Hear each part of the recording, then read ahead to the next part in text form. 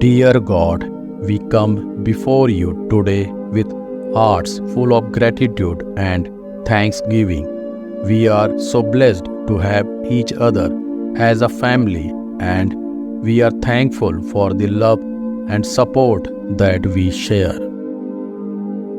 We thank you for the many blessings that you have given us for our health, for our home, for our loved ones, and for all of the provisions and opportunities that you have provided for us. Dear Lord, we ask for your strength and wisdom for all members of our family, that we may fulfill the roles and duties you have given us to the best of our abilities. We pray for unity and harmony within our family, that we may support and encourage one another in love.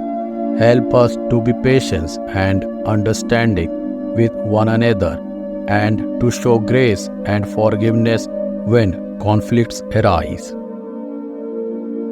We trust in your goodness and faithfulness, and ask that you would bless us and keep us safe throughout this day and every day. In your holy name we pray. Amen. Dear Lord, we come before you today seeking your strength and guidance for our family.